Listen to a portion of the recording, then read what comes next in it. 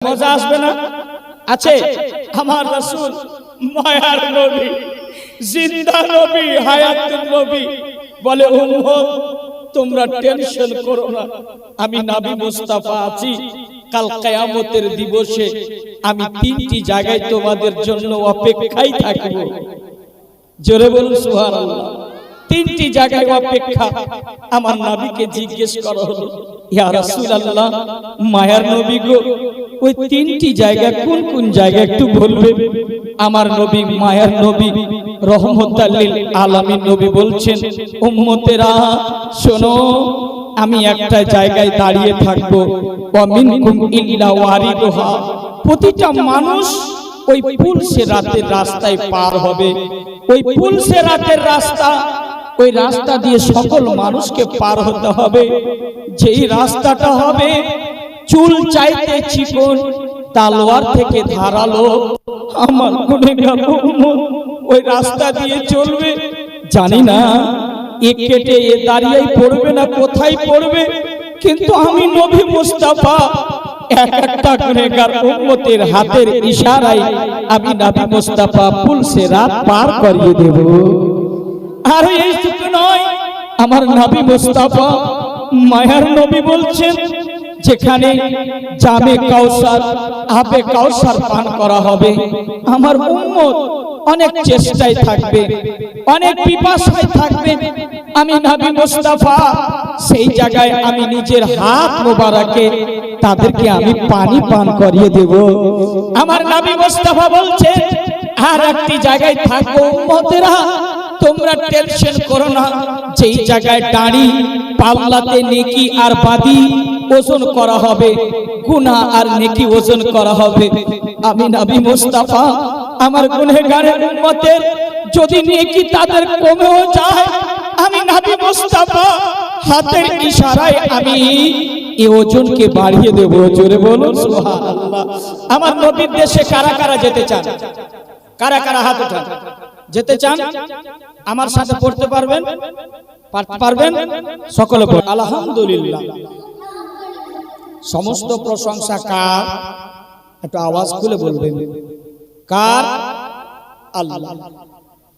আজকে আমরা এই অত্র এলাকার মানুষ, সুসম্মানিত মানুষ আপনারা, আমার ভাষা বুঝতে আপনাদের অসুবিধা হচ্ছে ভাই? মেহফিলে বসলে আপনাকে একটু বলতে হবে। একটিবার যদি আপনি এই মেহফিলে বসে সুবহানাল্লাহ বলতে পারেন, আপনার নামায়ে আমালে 90টি নেকি লিপিবদ্ধ করে দেওয়া হবে। কটি নেকি বললাম? 90। একটিবার এই মেহফিলে বসে আপনারা যদি আল্লাহু আকবার শব্দটি বলতে পারেন, আপনার নামায়ে আমালে 40টি নেকি লিপিবদ্ধ করে দেওয়া হবে। সোনামানিকের আব্বারে, এই আমার কলেজার টুকরা, আপনারা হচ্ছেন আমার কলেজার ভাই। আরে বেটি, ভেজপুরের মা, আপনারা হচ্ছেন আমার গর্ভধারিণী মা, দিনী বউ। আপনারা আজকে এই মেহফিলে বসে একটাই সিদ্ধান্ত নেবে যে আজকে আমরা নিজেকে পরিবর্তন করতে হবে। আগে যিনারা বক্তব্য রাখতেন বুজুর্গানে দ্বীন, ওনারা এত ভালোভাবে বুঝাতেন মানুষকে, মানুষ হেদায়েতের পথে চলে আসতেন। কিন্তু বর্তমানে কি হয়েছে? কোন ভাইরাস ঢুকে গেছে? এত বড় বড় মুফতি আনার পরে ভালো কথা বলেও মানুষ শুনতে চায় না, হেদায়েত হচ্ছে না। আল্লাহর ওলিদের সাথে যিনারা থেকেছেন তিনারা ওলি হয়ে গেছেন, কিন্তু আজকে আলিম ওলামার কথা শুনতে রাজি নয়। পর্দার সম্বন্ধে যদি কোনো গুরুত্ব আলোচনা হয়, তাহলে মুফতি সাহেব এবার চলবে না। নামাজ সম্পর্কে যদি আলোচনা করি, বলে নামাজকে বাদ দিয়ে অন্য কথা বলেন। মুসলমান আজ আমাদের বাড়িতে বরকত কেন নাই, শান্তি কেন নাই? একটাই কারণ, আমরা নিজের প্ল্যাটফর্মকে ছেড়ে দিয়েছি আব্বা।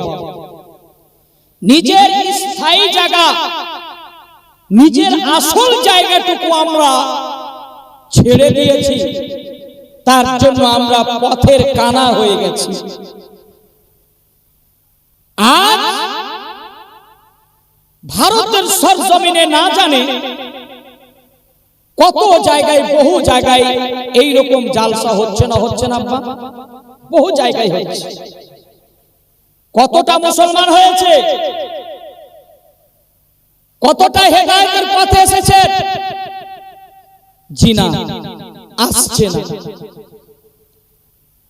আপনার বাড়িতে শান্তি আসবে, আমরা আসল জায়গাতে নেই, নামাজ থেকে দূরে আমরা।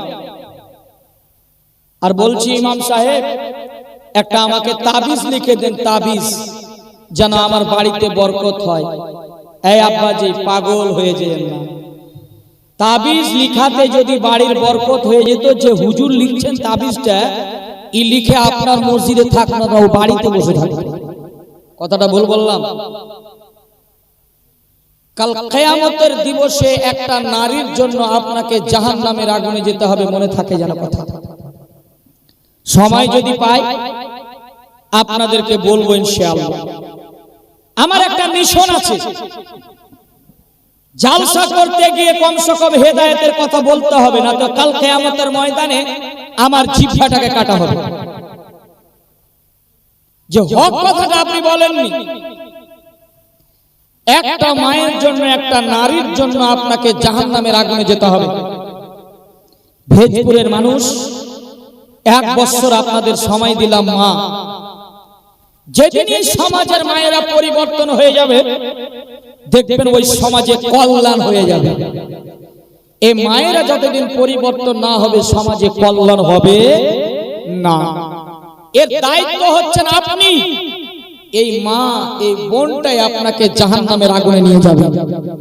কাল কিয়ামতের দিবসে 4 জন মহিলা, 4 জন ব্যক্তিকে জাহান্নামে নিয়ে যাবে। প্রথম 1 নম্বর হচ্ছে তার স্বামী, দ্বিতীয় নম্বর হচ্ছে তার বাবা, তৃতীয় নম্বর হচ্ছে তার বড় ছেলে, চতুর্থ নম্বর হচ্ছে তার বড় দাদা।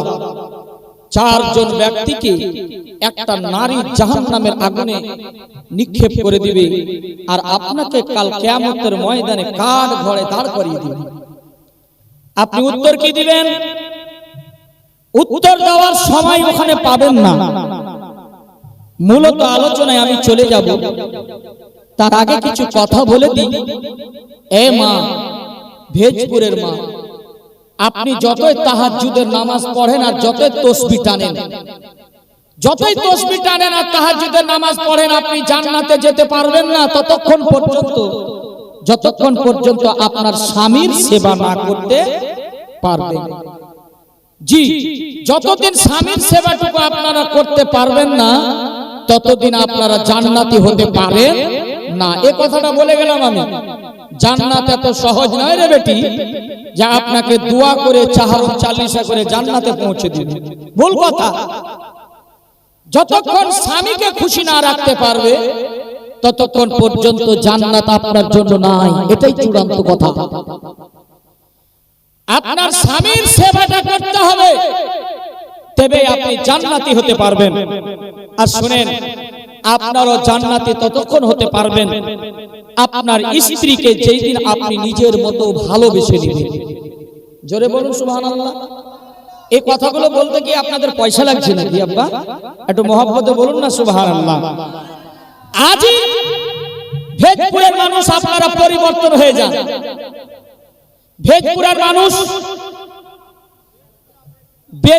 মানুষ আজকে আপনারা পরিবর্তন হন, নিজেকে পরিবর্তন। আর আমি জানি আপনাদের ভাষা তুই মুই হতে হবে, কিন্তু আপনারা নিজের ভাষায় নিজের স্ত্রীকে বুঝাবেন বাড়ি গিয়ে যে স্বামীকে এবং স্বামী স্ত্রী আজ থেকে দুটো বালিশে ঘুমাবে না। এটা আল্লাহর নবীজির বিধান। আল্লাহর নবীজি বলছেন স্বামী স্ত্রী একই বালিশে ঘুমাবে, উভয় পক্ষ। আল্লাহর নবীকে প্রশ্ন করা হয়েছে, ইয়া রাসূলুল্লাহ, ইয়া হাবিবাল্লাহ, স্বামী স্ত্রী দুইজন একই বালিশে ঘুমালে এর বেনিফিট কি রয়েছে, এর উপকার কি? আল্লাহর নবীজি বলছেন, আমার উম্মতেরা মনে রেখো, স্বামী স্ত্রী যদি একই উভয় পক্ষ একটা বালিশে যদি ঘুমায় তাহলে মুহাব্বত ভালোবাসা বেড়ে যায়। জোরে বলেন সুবহানাল্লাহ। ভালোবাসা মুহাব্বত বেড়ে যায়। আল্লাহর নবীজি বলছেন, যে মহিলা স্বামী দুশ্চরিত্র হয়ে গেছে, অন্য মহিলার সাথে লাইন করে নিয়েছে, নিজের স্ত্রীকে ভালোবাসে না, স্ত্রীকে বাড়ি আসলে লাঠি পিটাই করে, আল্লাহর নবীজি বলছেন, মহিলারা যখন তুমি রাত্রে ঘুমাবে ওই বালিশটাই ঘুমাবে, নিজের মাথার ক্যাশটুকু চুলটুকু ছেড়ে দিবে আর বালিশের উপরে বিছিয়ে দিবে, আর আপনার স্বামীকে ঘুমাতে বলবে। আপনার স্বামী 2 নম্বর হবে না। জোরে বলুন সুবহানাল্লাহ। আচ্ছা, এগুলো কথা বলছে, আপনাদের রাগ হচ্ছে নাকি? রাগ হচ্ছে ভাই? একটু মহব্বতে বলেন, ইয়া রাসূলুল্লাহ। আমাদেরকে পরিবর্তন হতে হবে। পরিবর্তন না হলে জলসা করে কি লাভ? কিছুই লাভ হচ্ছে না সমাজে। একটি কথা বলে যায়, আপনাদের অত্র এলাকায় সম্মানিত মায়েরা, দিনী মায়েরা এবং সম্মানিত আব্বাজিরা যে কজন বসে আছেন, আল্লাহর রহমতে এই খাস শামিয়ানার মধ্যে যে আল্লাহ পাক আপনাকে বসিয়েছেন এবং আপনাকে হক কথার শোনার তৌফিক দিচ্ছেন, সকলে বলেন আল্লাহুম্মা আমিন। আল্লাহ পাক নবী পাক সাল্লাল্লাহু তাআলা আলাইহি ওয়াসাল্লামের স্ত্রী হযরতে আম্মা আয়েশা রাদিয়াল্লাহু তাআলা আনহা কেমন স্বামীকে ভালোবাসতেন, এমন ভালোবাসতেন, আমার নবী পাক সাল্লাল্লাহু আলাইহি ওয়াসাল্লামকে গোসল দেওয়াচ্ছেন, ইতিমধ্যে হাতের একটা গাঁসা কেটে গেছে, রক্ত পড়তেছে, আম্মা আয়েশার পানির রং বদলে গেছে। আম্মা আয়েশা বলছেন, আমার নবী পাক বলছেন, আয়েশা এই পানির রংটা বদলে গেছে, দেখতে পাচ্ছে না? বলে হুজুর বদলাতে দেন, এটা তো ভালোবাসা, মহব্বত। জোরে বলুন সুবহানাল্লাহ। আমার সোনামানিকেরা, আমার বন্ধুরা, আমার গভীর মনোযোগ শুনবেন।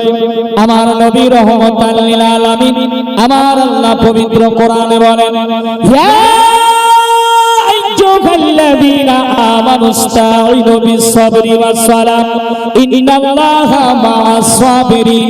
আমার আল্লাহ বলেন, যে বক্তা, বান্দারে তোমরা সবর তালাব করবে নামাজের মাধ্যমে। বান্দা, যখন তুমি সাজদার অবস্থায় যাবে, আমি আল্লাহ এতটা খুশি হয়ে যাই, এতটা খুশি হয়ে যাই, বান্দা যখন সাজদার অবস্থায় থাকে।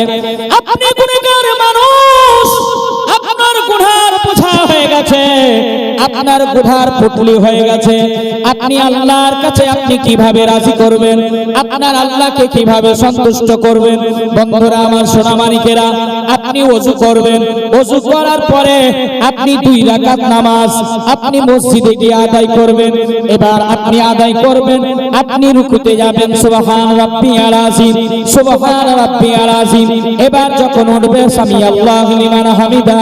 এবার যখন সাজদাতে যাবে, রব্বানা লাকাল হামদ, এই বলে চলে যাবে, সুবহান রাব্বিয়াল আলা, সুবহান রাব্বিয়াল আলা। রেডিমেড নামাজি নয়, রেডিমেড নয়। আল্লাহর কাছে এতটা কাঁদো, এমন করে কাঁদো, আমি আল্লাহ গুনাহগার মানুষ, আমি খাতাকার মানুষ, আমার মতো গুনাহগার আর পৃথিবীর জমিনে নাই।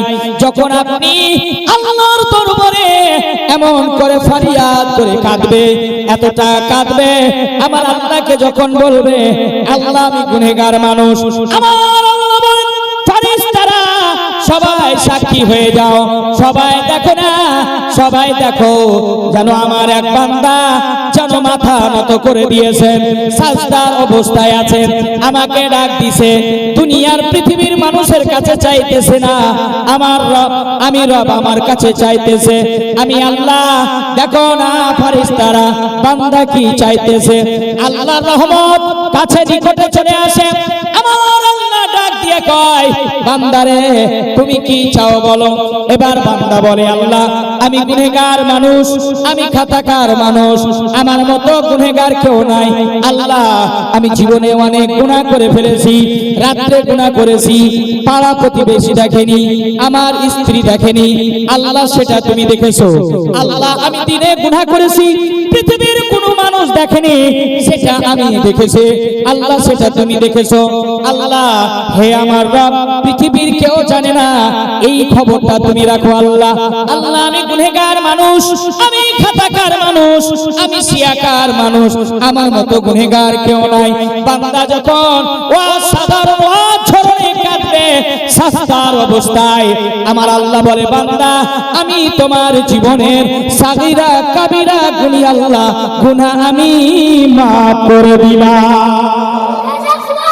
জোরে বলুন সুবহানাল্লাহ, আর একটু জোরে বলুন সুবহানাল্লাহ।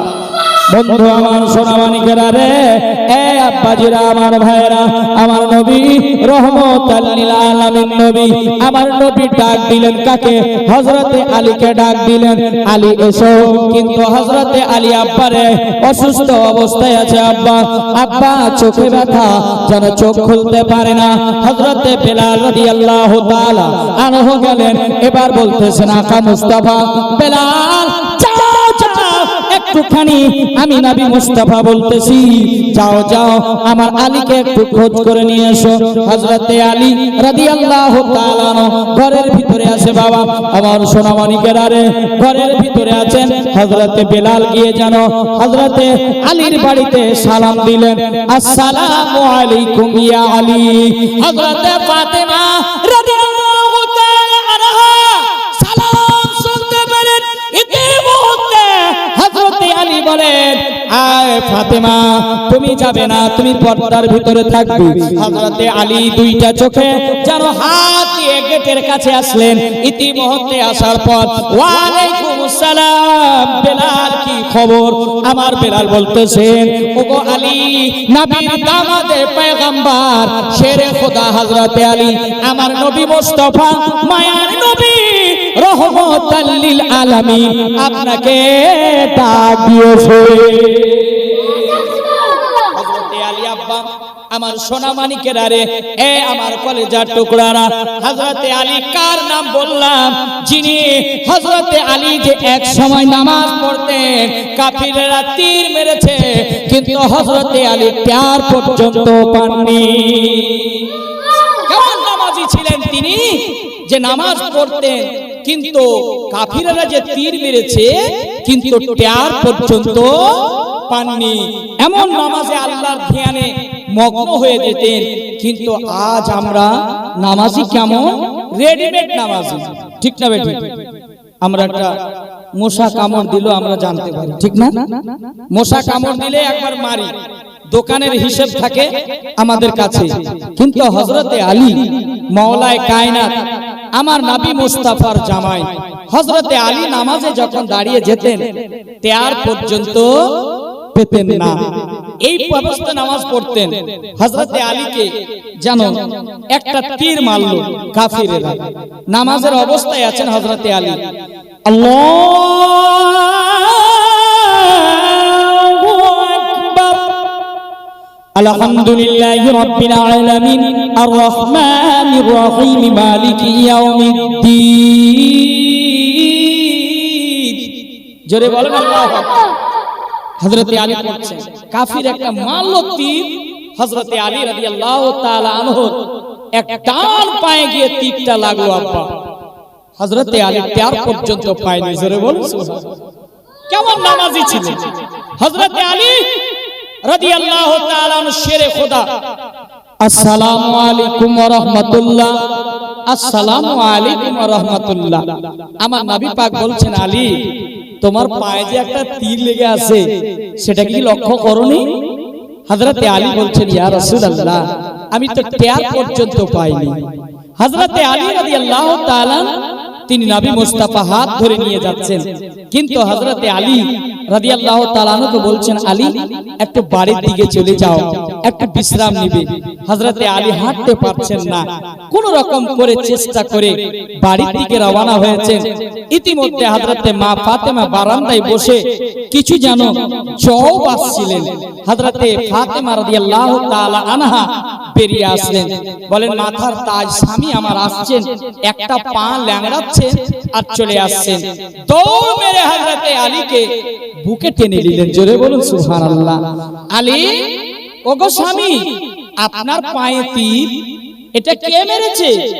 আমার আলী বলছেন, ফাতেমা, কে যে মেরেছে সেটা আমিও জানি না। তাহলে এ আলী, আপনার পায়ের তীরটাকে আমি টেনে নিই, একটু টানতে যাবেন। হযরতে আলী আল্লাহু আকবার বলে আওয়াজ দিলেন। জোরে বলুন সুবহানাল্লাহ। ফাতেমা, এই মুহূর্তে টানো না, অনুরোধ করছি। কেন? প্রচন্ড ব্যথা করছে। তাহলে এই তীর কি বের করা যাবে না?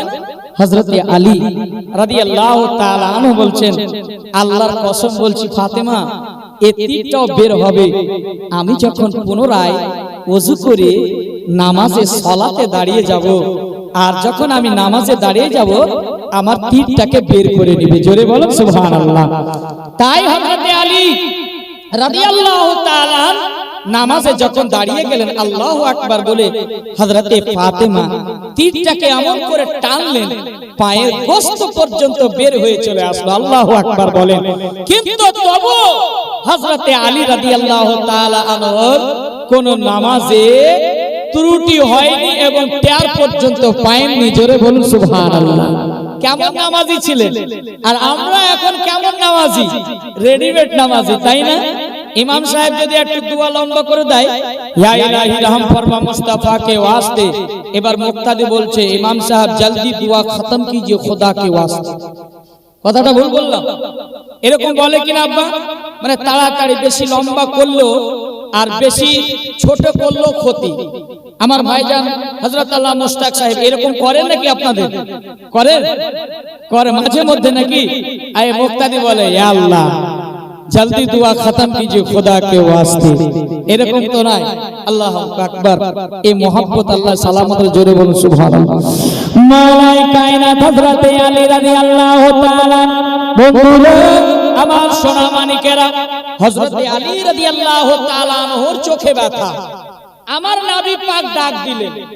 কাকে পাঠালেন? হযরতে আলীকে পাঠালেন। আলীকে না, হযরতে বেলালকে। বেলাল, একটু যাও আর আমার জামাইয়ের একটু তদন্ত খোঁজ করে দেখো কি হয়েছে।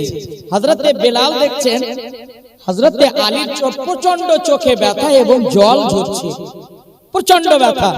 হযরতে আলীকে হযরতে বেলাল সাথে নিয়ে গেলেন আমার নবী মুস্তাফার দরবারে। এবার হযরতে বেলাল যেমনই পৌঁছালেন, আমার আকা মুস্তাফাকে সালাম দিলেন হযরতে আলী, আসসালাতু ওয়াসসালামু আলাইকা ইয়া রাসূলুল্লাহ। আমার সোনা মানিকেরা ভাই, বন্ধু আমার শুনবে এবার গভীর মনোযোগ করে। হযরতে আলী রাদিয়াল্লাহু তাআলা আনহুকে বলেন, আমার আকা মুস্তাফা সাল্লাল্লাহু তাআলা আলাইহি ওয়াসাল্লাম জিজ্ঞেস করেন, ও আলী, কেন কয়েকদিন ধরে আমার দরবারে আসনি? কারণটা কি একটু বলবে খুলে বাবা? হযরতে আলী রাদিয়াল্লাহু তাআলা আনহু বলছেন, ইয়া রাসূলুল্লাহ, ইয়া হাবিবাল্লাহ, দয়ার নবী গো, ও গো মায়ার নবী, আল্লাহর কসম খেয়ে বলি, আমি কয়েকদিন ধরে আসেনি সেই খবরটা তো আপনি জানেন। ইয়া রাসূলুল্লাহ, আমার চোখে প্রচন্ড ব্যথা, আমার চোখগুলি লাল লাল হয়ে গেছে, আমার চোখে আমি দেখতে পাই না গো ইয়া রাসূলুল্লাহ। আমার নবী মুস্তাফা এবার কি করছেন আব্বারে? আমার আকা মুস্তাফা সাল্লাল্লাহু তাআলা আলাইহি ওয়াসাল্লাম নিজের লোহাবে দেহান, যাকে থুতু মুবারক বলা হয়, আমার নবী মুস্তাফা শাহাদাতের উংলিটা ভরলেন আর কিছু অল্প থুক বের করলেন, থুতু। এবার হযরতে আলীকে বললেন, হযরতে আলী, এবার বাবা চোখটা দুইটা খুলে দাও, দুইটা নয়ন খুলে দাও। হযরতে আলী রাদিয়াল্লাহু তাআলা চোখটা খুললেন। আমার নবী মুস্তাফা নিজে হাতে যেমন সুরমা পরিয়ে দেন, আমার নবী মুস্তাফা থুতু মুবারক লাগিয়ে দিলেন। এবার হযরতে আলী রাদিয়াল্লাহু তাআলা এবার যখন চোখ খুলে দেখছেন, আল্লাহর কসম হযরতে আলী বলতেছেন, ওগো দয়ার নবী, ওগো মায়ার নবী, আল্লাহর কসম খেয়ে বলছি আমি এরকম দেখছি, হয়তো এর চাইতে আর বেশি দেখতে পাবো না। জোরে বলুন না সুবহানাল্লাহ, আর একটু জোরে বলুন আল্লাহু আকবার। আমার নবী মুস্তাফা সাল্লাল্লাহু তাআলা আলাইহি ওয়াসাল্লাম হযরতে আলীকে পাঠিয়ে দিলেন, হযরতে আলী একটু যাও না বাবা পাহাড়ের উপরে, একটু চলে যাও আব্বারে পাহাড়ের উপরে। হযরতে আলী নবীর কথা শুনে আব্বারে হযরতে আলী দৌড় মারতে মারতে চলে